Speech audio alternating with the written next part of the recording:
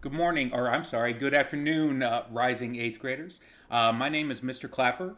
I'm the coordinator of educational technologies at the upper school, along with being a U.S. history teacher. And I have the lovely Miss Brahman with us today. Hi, everybody. It's nice to be here to be able to answer all your questions and hopefully get you through this crazy time. I know I've had lots of questions. I'm not sure about you, Mr. Clapper, but I know there's several out there. Yes, I've definitely had lots of questions, and that's hopefully what we're going to answer all your questions today. We are, like you guys know, live on YouTube right now. I am recording this, so and I will post this for you guys to view at a later date or to review the information because obviously we're going to be talking about a lot of things today, and really we're here to reassure you guys and to tell you, how excited you should be about joining us in the upper school. Typically, I get to do this in front of you guys at assembly, but unfortunately, today, with the current situation, we have to be a little different. But really, you guys have so much excitement ahead of you. Eighth, I know when I used to teach in the middle school, they do an amazing job, and middle school is amazing, and upper school will be just as amazing for you guys as you kind of move into the next stages of your academic lives. So, the first thing that I want to talk about today is basically give you guys a rundown of how the course request system kind of works because that's the system we use. Now, like with anything, things may change. We might be moving to different systems, but it's again in the upper school, you are given choice. You are given an opportunity to kind of build the class schedule and the classes that you want, and that's the kind of freedom that Miss Brahman and Mr. B really want to give you guys when you guys come to the upper school. So, before we get to all your questions that you guys have submitted and any other questions that you guys pose through YouTube, and please by all means post those questions, we'll be able to answer them. I wanted to walk you through the process of course requests. So, luckily, I had a volunteer. I volunteered Jameson to do this. Thank you, Jameson. And we're going to kind of walk you through that process. So, the first thing I did was I logged into my school app. And I think most of you guys already know how to do that. This is where you can see your schedule, your final report card grades, and all that kind of good stuff. But you also have this option, course request. Now, I know a few of you didn't see this option of course request. That's fine. Don't freak out. Go ahead and shoot me an email and we're going to figure that out. We just probably a little click of the mouse button will get you guys all squared away. The next thing that you want to do is you want to make sure you read the guidelines that I give you here. Now, with anything, all of you are going to be requesting your courses. Does that mean you're going to get all these courses? Probably not, because we do prioritize our seniors and then juniors and then sophomores and then freshmen because, well, seniors have to graduate. But we still want to give you that choice. So as you can see here, you have to make request 5 classes. Okay. If you are a full day or boarding student, that means you go the whole day. You need to make sure to request a lunch and you need to request a study hall. Okay. Now, for those students that are, our SEMA athletes or any other type of half day students, you don't need to request lunch or study hall because unfortunately you don't have a study hall unless there's some other exceptions there and your lunch will be assigned to you. Don't worry, you'll definitely be able to eat. So when you look at this, as you guys can see, these are all the different offerings. We offer a ton of classes in the upper school. We want to give you freedom. Upper school is amazing, and a part of how amazing it is because of all these different offerings. So the first thing you want to do, okay, is you want to go through the kind of the idea or thinking about what you want to take. Now, a lot of these types of things will be recommended to you. For example, your English class. You can see here that Mrs. Tomasi has recommended English 1 honors for this student. All right? That is the class you want to take. Now, the way you go about doing this, and again, this is a little bit different. Don't worry, James, I'm gonna delete a request, so don't freak out on me, okay? I'm gonna remove this. Now you can see here, now Jameson doesn't have an English class. So I'm gonna go ahead and I'm gonna go to English, okay? And I'm gonna look for the one that's been recommended for him. Now we know because of the recommendation that we saw here that we're gonna go for English 1 honors. And we're gonna request that course. And you can see it pop up right down here. Now, if you're wondering what recommendations you have, all you do is scroll down to the bottom and there's those recommendations. Now, after I hit that recommendation, I'm going to hit save. But as I told you in these instructions, you want to make sure to request an alternative. Now, the beautiful thing about this is if you were recommended for English 1 honors, you're probably going to get English 1 honors unless there's some crazy situation, which most likely there won't be, but you'll get English 1 honors. But you just want to make sure to always put in an alternative. Now, alternative to English 1 honors is probably English 1.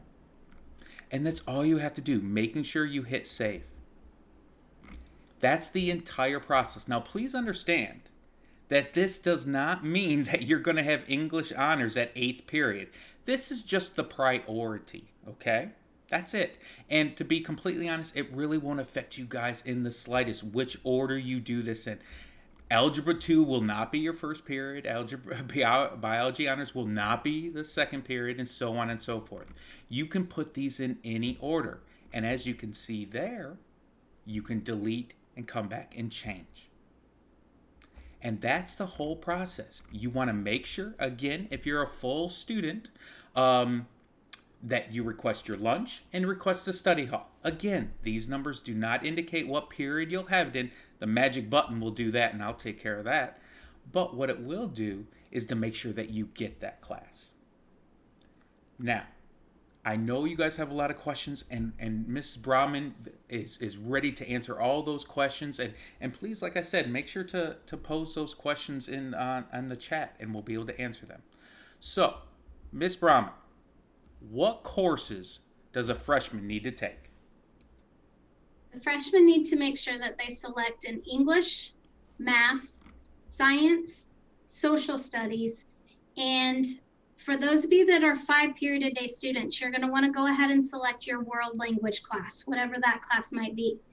If you are a full-day student, if you want to save world language for down the road a little bit, that's fine. You can go ahead and select your fine arts or your technology credits. But you'll want to take your 4 core classes and then either a world language or fine arts technology. Thank you, Ms. Brown. And again, guys, don't worry about writing this stuff down. Don't worry about, oh my God, I forgot what she just said. I'm recording this whole thing. You can come back and see Miss Brahman's lovely face and see my face later on, and I will make sure to post this as a recording to your Canvas class course. So the next question, Brahman, and Miss Brahman, we are going to be jumping around a little bit. How many fine arts and tech credits does a graduate or to graduate? You will need 1 full credit of technology and 1 full credit of fine arts. Many of our technology and fine arts credits are half credit classes. So if you take half credit classes, you would of course need 2 of those classes to make a full credit.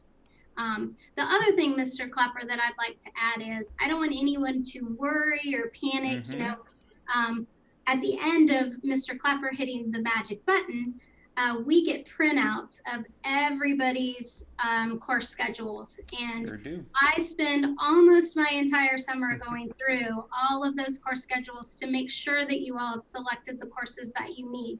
So if you get an email from me in the middle of the summer that says, hey, I noticed that you picked this and we should probably look at that.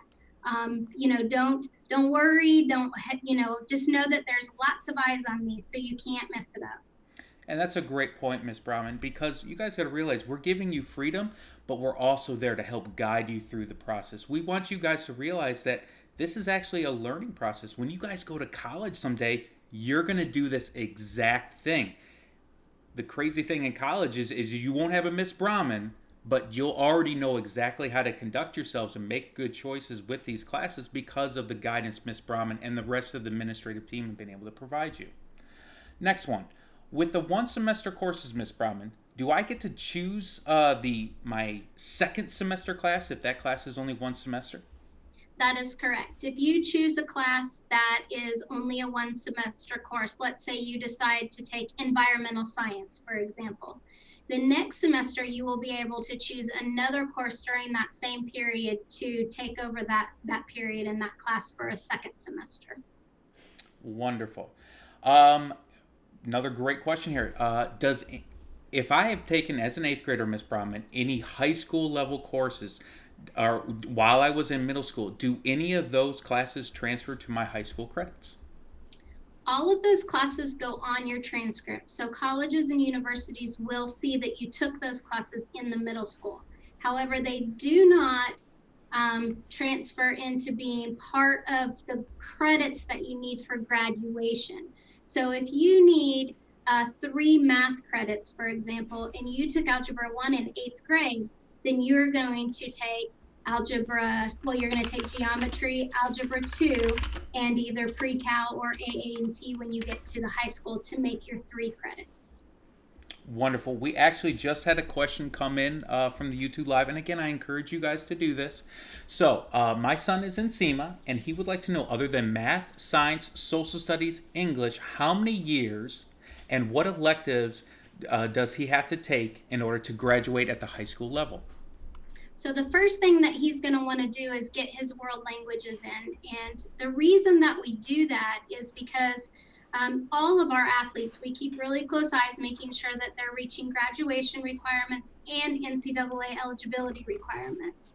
So we can get their fine arts and their technology credits later, but they have a certain number of credits that they have to reach by the end of their junior year. So we pay very close attention to that as well, which is why I suggest that they all do their world language before their technology and fine arts. They will be receiving credit for their SEMA or CBD or whatever they're in. So that helps with some of those elective credits, as well as we have some kids that decide to take a couple summer school classes. We have some classes that are offered online, or like we have Leaders in History with Mr. Weaver that meets from 7:10 until 7:40 one morning a week, and the rest of the week it's online. So those students can get that half credit of social science that they need. Also, if you guys notice on your screen, and I'm just going to double check that you guys can see it there, and I clicked on the link right there on the course selection, here is the list of your graduation requirements. Now you can see here, this is a little bit older, but these are still, as of right now, the graduation requirements for Montverde Academy. Now again, there's different circumstances, and Miss Brahman and Dr. K and Mr. B might meet over the summer and change these, and I will make sure to update them. But this is just a great example of what you will need to complete by the end of the year. Now, I realize a lot of you have special questions like transfer credits and my old school and the class and that class.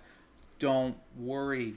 Miss Brahman and the entire administrative team at the upper school level will guide you, will help you. All you need to do is 2 things. Ask the question through an email and be patient. Remember, we take care of a lot of students in the upper school level, and I trust you. When Miss Brahman says she takes her entire summer to make sure that the rising 9th graders are prepared, she really does. I see her. Be patient. She's going to help you. Our entire team is going to help you. Just be patient and let her respond to you, and I bet you she'll give you the answer you were looking to hear. All right, Miss Brahman, next question here. The question that I know a lot of students want to know is, when will I get my schedule? Usually, it's kind of this little miracle. You'll all of a sudden log into your account and you'll see the schedule. And we have this mad dash of phone calls and messages and Instagram and all over the place of, did you get your schedule? Did you get your schedule? So it is fairly quickly. What I will say is, that initial schedule that you see is not necessarily the schedule that you will have that first day of school. So please continue to check back. Those go live almost immediately. And so as I make changes and even out classes, or I notice that maybe a student needs a certain period for different reasons, whatever that might be. Maybe someone ended up in an afternoon class, but they have afternoon practices or whatever the case may be. There's a lot of changing. So try not to get that schedule stuck in your mind, and know sometimes even within, Mr. Clapper will tell you, even within the first couple weeks of school, we're still adjusting schedules. He has kids come in and out. He never knows what period they're going to be popping in. But we do always, please know, unless a child's been misplaced or you've gotten the wrong class for some reason, we try to keep the teachers and the classes the same when we change your schedule, unless we've already talked about it and you know about that. So we try very hard to make sure that the schedule might change the periods, but it's not going to change what class you are in. Exactly. And that kind of leads into our next question. When you do get your schedule, will our rising ninth graders be able to adjust it or change their schedule? Yes, we do make adjustments. Please know that the adjustments aren't normally made because you email me and say, Miss Brahman, my best friend is in English 1 first period. Can I please be in English 1 first period? Um, those types of requests, we just have too many students in the school, and there's just, like normally you'll end up with something with your friends, or you'll make new friends. That's kind of what high school is all about. But we definitely can tweak and change. I know I've had kids before that I took English 1 honors, and now I'm really nervous about it. And I went the first 2 days, and I'm just not sure. I think I want to go ahead and stay with regular English. Those are definite things that we can switch for you.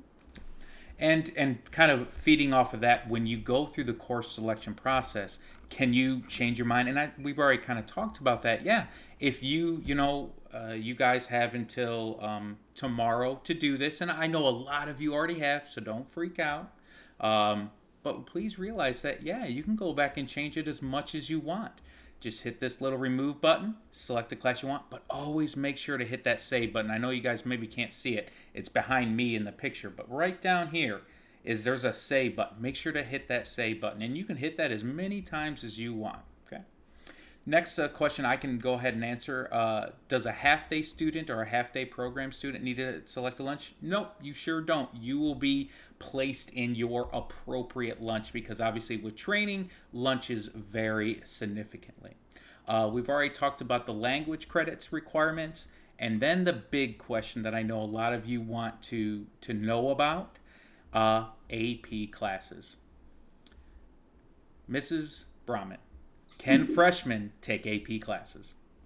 Freshmen are allowed to take one AP class. They can choose from 4 different selections. Your choice options would be AP Computer Science, AP Biology, AP Human Geography, and AP World History. So if you choose to, you can pick one of those classes.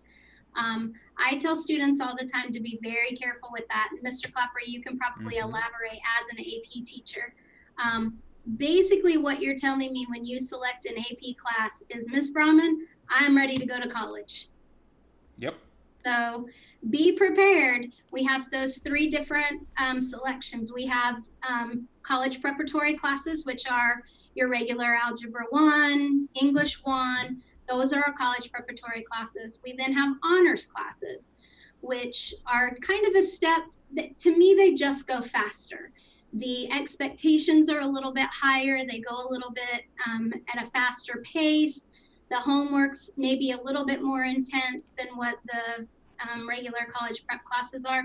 Then we have our AP classes, and those are definitely much more time consuming and take a lot more just maturity, student maturity ability to take those classes. So normally sometimes I think that students feel like they're going to be left behind if they don't take AP classes. So just to put everyone's mind at ease, I normally have only about somewhere between 8 and 10% of my incoming freshmen actually take an AP course. And to build off what Miss Brahma said about the AP classes, we fully understand in the upper school that you guys are competitive and you want to take a class maybe that your friends are taking. You're like, oh, I'm taking an AP class. Well, I'm not taking. Don't ever feel like you have to take an AP class. Do we want our students to take AP classes? Of course. But most of all, we want our students to be successful. And there's no reason to take an AP class when you're not ready to take one. That's our whole job as a teacher. As Miss Brown was being a teacher and an administrator, our job is to get you guys ready for college. You are all going to college. Congratulations, you're going. Congrats. We're going to help you get there. We're going to get you prepared. we might take the freshman year off and not take an AP class, but that doesn't mean sophomore year you don't take one, and then maybe two, and then who knows, maybe even three AP classes your senior year. But again, there's no sense in rushing into it. Success will come if you work hard, not if you rush into things. And we want to stress that as an AP teacher, I push my kids really, really hard. There's no reason for us to rush into that situation. You might say, Mr. Clapper, I really want to take AP Gov as a sophomore, and you better have a good reason why. And that reason can't be, well, my friends are in it, or I want the challenge. That's not a good answer. A good answer is, I want to push myself and find a greater level of success, and that maturity and that effort that you need to put into it will come. Trust in what Miss Brahman is saying, because she knows what she's talking about. Miss Brahman, another question about APs. How many AP classes can I take? And I kind of already know the answer to this, but go ahead and answer it. Freshmen can only take one AP class coming in as ninth graders. 10th, 11th, and 12th graders, we kind of got, at that point, we've gotten to know you a little bit better. And so we can definitely give you guidance along the way in those areas. If at any point in time in high school you want to take any more than 3 AP classes in a semester or in a year, you have to get that approved through Mr. Bernatovitz. So, you can take up to only 1 year freshman year, up to 3 years after that. If you want any more than that, you have to get approved. A question coming in from online. So, are there some classes that are restricted to students above ninth grade? And I think that's kind of already been addressed. Yes, there are some, like some AP level classes. Obviously, you're not going to be taking AP calculus, AB or BC your ninth grade year, and unless that's the next in your path. So, there are restrictions on what classes you can take. And the nice thing is, those are already put into the process of the course request. If you can't take them, it'll kind of flag the system a little bit. When you go into English here, and you guys can see my screen here, English, it'll kind of flag a little bit if you're trying to go into English 4 as a freshman. You guys aren't there just yet. So obviously, email Miss Brahman, ask her questions about what you should be taking, refer to the graduation requirements you see on your screen now. But yes, the most AP classes other than the ones mentioned by Miss Brahman are restricted. You want to add on to that, Miss Brahman?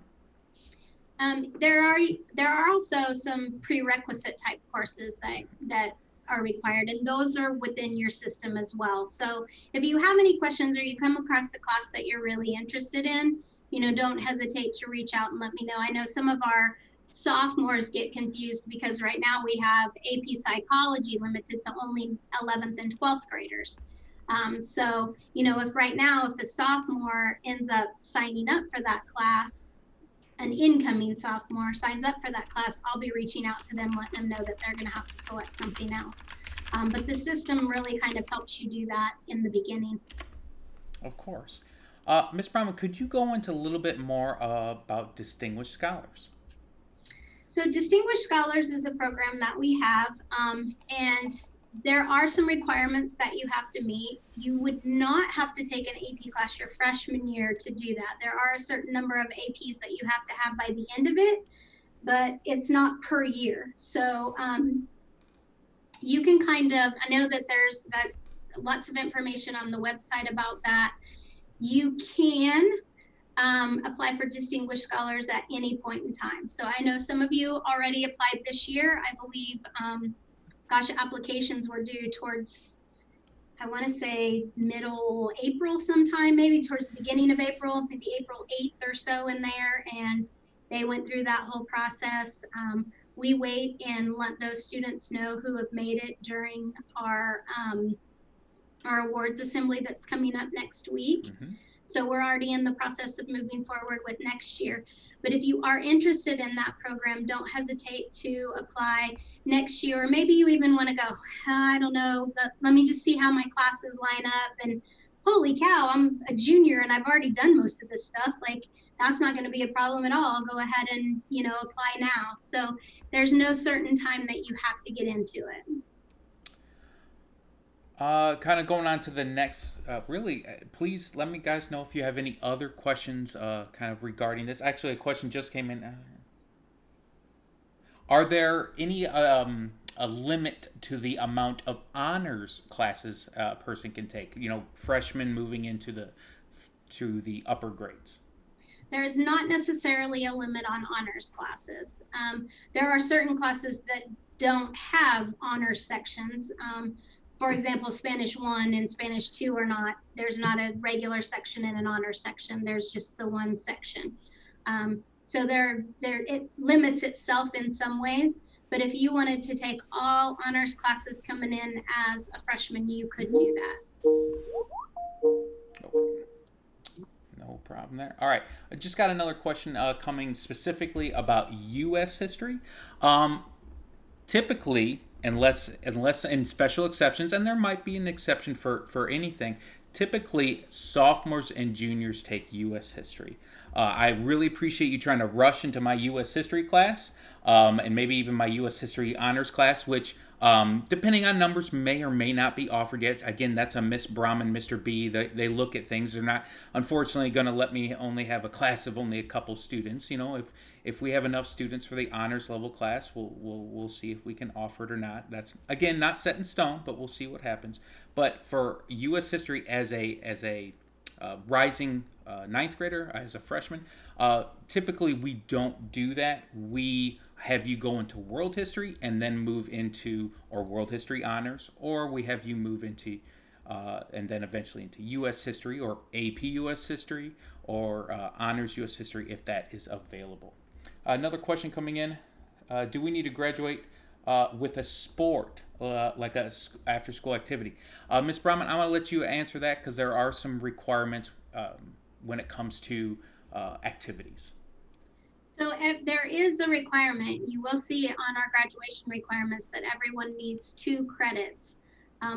Those credits can come in the form of doing an after-school activity or participating in a sport. So you do not have to take or be on a team. You don't have to be on a team at Mount Verde Academy, but you will participate in some sort of physical activity at some point in order to receive those credits. Thank you, Ms. Brahman. I'm just double checking to see if there's any other questions. And the beautiful thing about this, folks, if you have more questions about this type of thing, if we get a whole heap of questions, and I just saw one come in there, and I'll look at it here in a sec. We might have to do this, you know, in the summertime again, or at the beginning of the year. Who knows? We're here to guide you, to help you, to see you grow, and to show you how amazing the upper school can be. So I just saw this. So the question is, so we cannot take a arts course and a language at the same time. Is that correct, Ms. Brahman? You could take an art and a language at the same time. If you are a full day student, that would maybe be a possibility. We could talk about that. Not, you know, if that's an individual person, if they want to reach out to me and email me and let me know what they're thinking about, we could definitely look at that. So there are possibilities for that. Thank you very much, Ms. Brahman. And really the last question that I see on our list of questions here is, and I can answer this a little bit, and then I know Ms. Brahman will be able to jump onto it, is will someone help me each and every single year as I'm, you know, looking at the requirements? And yes, you will be signed kind of a faculty advisor to kind of guide you through the process. But here's the great thing: just like your teachers in the middle school, your upper school teachers, all of them care about you. All of them care about you. So no matter if you're assigned this advisor or not, you can go to any one of your teachers and ask them questions. We want to have those questions. We want you to feel comfortable. We want you to enjoy upper school and not stress about graduation and all this other craziness.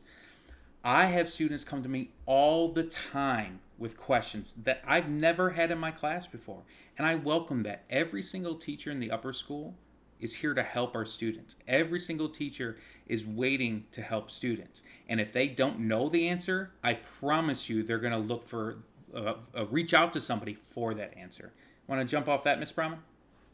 Sure, and Mr. Klepper is exactly right. You will each have an academic advisor that's your first stop for any type of scheduling things.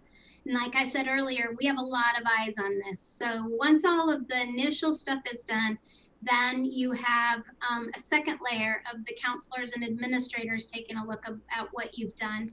And we kind of do that all throughout the summer and all throughout next year. So what happens is I work with all of the 9th and 10th graders. Miss Varnado for scheduling.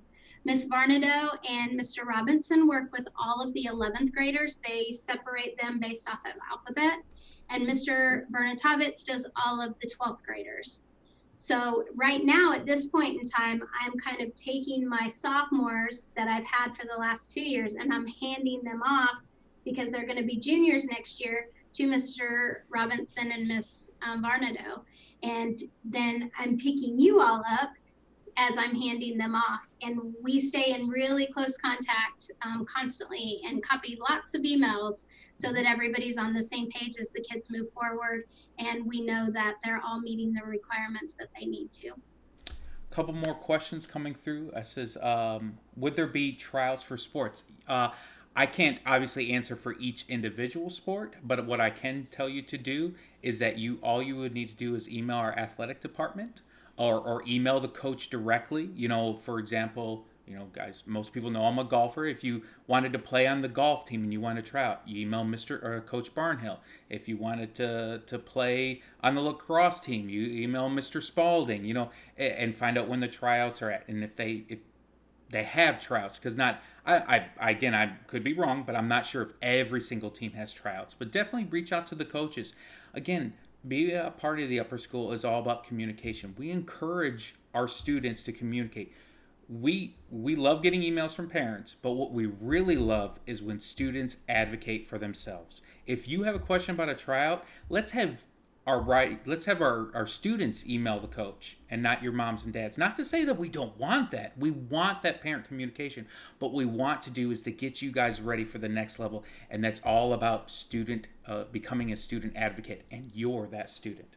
Do you want to jump off that? Yeah, what's nice about that too, Mr. Klepper, if they copy their parents on that email, then their parents are like, dang, my kid's getting all mature on me. Like, they get super impressed about that. They do, students. They do. And I know we got some parents and students watching. You always want to impress mom and dad. That's not a bad thing. Just to confirm, do I need to take U.S. history? Of course you need to take U.S. history. You might need to take it, twice because you love my class so much. Yes, U.S. history is a requirement. You could take AP U.S. History. If we offer honors, you may take that, or regular U.S. History. Unless you are transferring in, and again, none of you are probably transferring in other than from the middle school, you would just, another school would have to fulfill that requirement. But yes, U.S. History is definitely a requirement. It's not your freshman year. What was that? It's just not a requirement your freshman year. Yes, it's not a requirement your freshman year. Thank you, Ms. Brahman. If we have more questions, how can we contact you guys? We'll put up our email addresses, but you can find Miss Brahman online. I'll make sure to post with the recording of this. I'll post the email addresses for Miss Brahman and Mr. Bernatovitz. But again, you can go on to MVA's website, and I can actually show you on your screen right now. Again, just go to academics. You can go to the upper school. And then there's Mr. Bernatovitz, and there's all the email addresses right there, guys. Right there's all the email addresses. Okay? And you can email them there. Another question coming through. There were talks about baseball program being a half-day program. Has that been confirmed? Unfortunately, unless Ms. Brahman knows, I don't know of any changes to anything. Maybe Ms. Brahman knows more about this. As of right now, for next year, baseball will not be a half-day program. They are a full-day program. So, yeah. Perfect. We do have our half-day programs include, just for those of you that are curious, we have CBD, we have SEMA, we have tennis, and the IJGA Golf Academy. Then we also have swimming is on a shortened schedule. They don't have 3 periods, but they do 2 periods in the morning of swim, and then they come into classes. And our girls soccer program has a period in the afternoon that they go to practice early. So those are our early dismissals. Wonderful. I don't see any more questions coming through, but now everyone knows exactly where you can email questions, and get those answers. But again, like with anything, just be patient, because again, I can promise you that the entire middle school team is working as hard as they possibly can. But we do have a lot of students, and we will get to you as quickly as possible. Ms. Brahman, any kind of closing thoughts? No, we look forward to having you all here. It'll be nice when we have you face to face instead Mm-hmm. of doing it. I love technology, and I'm so thankful that we are in a situation where we can do all of this stuff for you guys. But I miss looking out in that courtyard and seeing kids all over the place. So we're really looking forward to having you on campus. Don't hesitate to let me know if you have any questions. And if you just aren't sure who to ask or who to reach out to, you can send me the question and I'd be happy to copy and send it on to whoever needs to find out. And to kind of jump off exactly what Ms. Brahman said, your teachers are super excited to have you guys join us. We're so, we're going through some difficult times now, but when we start the school year, when we have you join our classes, either freshman, sophomore, junior, senior year, it's going to be a great experience. You are in wonderfully supportive hands. You're going to be in an environment that cares about you deeply, and before you know it, we're going to be seeing you guys walk across the graduation stage, and that's going to be a wonderful time. Crazy to think, talking about graduation for freshmen, but it really does move that fast. So enjoy every moment you have. And again, if you guys need anything at all, the entire upper school is waiting, wanting, and willing to help you with everything. Guys, have an amazing day, an amazing evening, and we can't wait to see you in the upper school. Take care.